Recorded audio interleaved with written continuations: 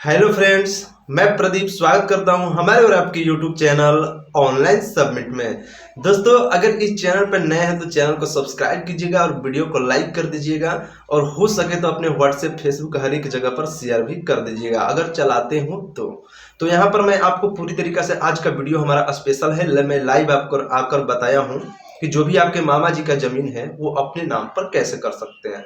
कब मैं दोनों तरीके में बताऊंगा। अगर मामा डेट कर गए हैं तो अभी जिंदा हैं तो आप उनके भगने हैं तो भी अपने नाम पर कर सकते हैं। अगर वहां के मामा की बहन है तो भी अपने नाम पर कर सकती हैं।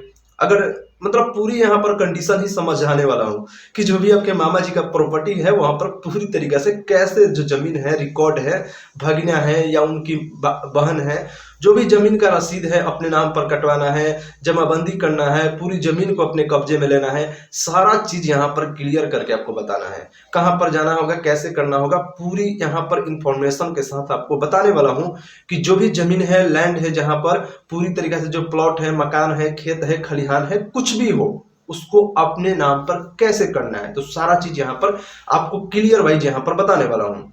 बस वीडियो में क्या कीजिएगा, ध्यान से देखिएगा, तभी आपको दोस्तों समझ में आएगा। क्योंकि अगर आप एक यहाँ पर ध्यान से देखिएगा, ये बहुत ही इंटरेस्टिंग वीडियो होने वाला है, तो इसलिए आपको ध्यान से देखना बहुत ही जरूरी है। तो चलिए मैं अपने वीडियो को शुरू करते हैं। अगर देखिए जो आपके मामा जी हैं, पहली बात तो वो मामा जी कंफर्म कर लीजिए, जो आपके नाना नानी होते हैं उनके जो लड़के होते हैं, मैं भगनिया के रूप में बोल रहा हूँ कि अगर जो मेरे मामा जी हैं, मामा जी यानी कि जो भी उनकी माँ हुई नानी, उनकी जो भी आपका मामा जी हैं उनकी माँ तो नानी ही हुई, तो जो भी मान लीजिए, वो तो मान लीजिए कि अगर नाना नानी के नाम का जमीन है तो उस कंडीशन में अगर वो डेट कर गए हैं, उनका कोई भी अगर देखिए सभी कंडीशन में मैं बताने वाला हूँ, पहले ही क्लियर कर रहा हूँ सभी कंडीशन में। अगर देखिए आपके नाना नानी हैं, उनके कोई इकलौता बेटा वगैरह कोई वारिस नहीं है, अगर आप वहां का भगना है तो जो भी प्रॉपर्टी का मालिक होंगे उनकी बहन होगी, उनकी लड़की होगी। कहने का मतलब अगर आप भगना है तो आपकी माँ की सारी प्रॉपर्टी वहां के होगी, नाना नानी का जो भी जमीन है उनकी लड़की को होगी। अगर एक भी लड़का नहीं है, जो भी जमीन का रिकॉर्ड है वो पूरी तरीके से उनकी लड़की की ही होगी। अगर वहां पर किसी और ने दखल कर लिया है, वो कर लिया है, तो आप डायरेक्टली सीओ के अंडर से जाकर आप अपना कार्रवाई करके लड़कर आप अपना जमीन कब्जे में ले सकते हैं। वहां पर भी नहीं सुनता है तो आप किसी भी कोर्ट में जाकर आप अपना किसी वकील से मिलकर इस तरीके की डॉक्यूमेंट्री तैयार करके जिनका जमीन है कैसे क्या है, तो उस तरीके के वो जो भी जमीन है अपने नाम पर करा सकते हैं, वहां पर क्लियर करा सकते हैं। तो यहाँ पर मैंने अभी इस कंडीशन में बताया कि जो भी आपके नाना नानी केवल है, मामा नहीं है, तो उस कंडीशन में जो भी रिकॉर्ड है उनकी लड़की की ही होती है। ठीक है, यानी कि भागना चाहे तो अपने नाम पर भी करा सकते हैं, माँ भी जिंदा नहीं है तो वो जो भी जमीन है वो अपने नाम पे करा सकता है। बस क्या होता है, अपने वह यानी कि अपनी माँ का जो, मान लीजिए मैं भगना हूँ तो अपनी माँ का मृत्यु प्रमाण पत्र बना लेंगे और जो भी नाना नानी का प्रॉपर्टी है वहां पर लेकर सब रजिस्ट्री ऑफिस जाकर वहां पर पूरी तरीके से जो जमीन है वो अपने नाम पर करा सकते हैं। अब मैं जो मेन कंडीशन यहाँ पर बताने वाला हूँ कि अगर मामा जी का जो प्रॉपर्टी है, मामा जी का खेत खलिहान घर मकान वो है, तो उसको कैसे अपने नाम पर करेंगे।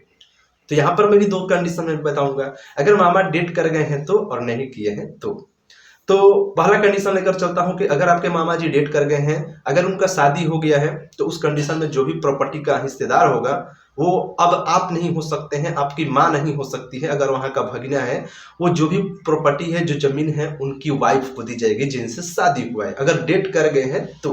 अगर शादी ही नहीं हुआ है, वो डेट कर गए हैं, तो पूरा जमीन का मालिक जैसे वैसे बताया नाना नानी है उसी तरीका से हो जाएगा। जब शादी हुई है, डेट कर गए हैं, तो पूरी प्रॉपर्टी तो इन्हीं का होगा, जो उनकी बहन है, आप वहां का भगना है, आपका हक होगा। इस तरीके से होता है, ठीक है। तो अब रही बात कि आपके मामा भी जिंदा है, मामी भी जिंदा है, उस कंडीशन में जो भी है पूरी जमीन का मालिक कैसे बन सकते हैं। तो हाँ दोस्तों, एक तरीका से होता है, मैं वो बता रहा हूँ। जब तक आपके नाना नानी है, मामा है, तो उस कंडीशन में क्या होता है कि अगर मान लीजिए नाना नानी और मामा में बंटवारा होती है, तो दो तरीका से, पिताजी का भी अलग होता है, इनका भी अलग होता है।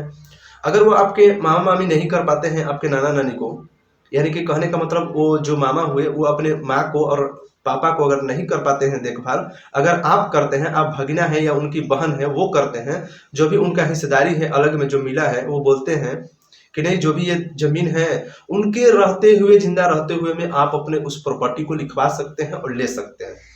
अगर अगर फिर भी वो जमीन का मालिक, अगर जो आपके मामा जी हैं, अगर वो नहीं रहे नाना नानी तो उस कंडीशन में क्या होगा, पूरी तरीके से आपको कागजात तैयार करनी होती है, जिसके बाद अपने नाम पर करा सकते हैं। नहीं तो आपके मामा जी की सहमति होनी चाहिए, तब वो जमीन का रिकॉर्ड अपने नाम पर करा सकते हैं। क्योंकि ये सब दोस्तों वंशावलीवाद चला आता है, परदादा, दादा, पिताजी, फिर पिताजी के बाद आप, इस तरीके से वंशावली वाइज क्रम चलता है।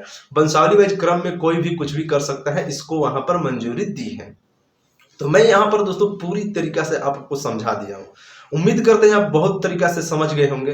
वीडियो अच्छा लगा तो चैनल को सब्सक्राइब कीजिएगा और वीडियो को लाइक जरूर कीजिएगा। चलिए दोस्तों, मिलते हैं अगले वीडियो की ओर।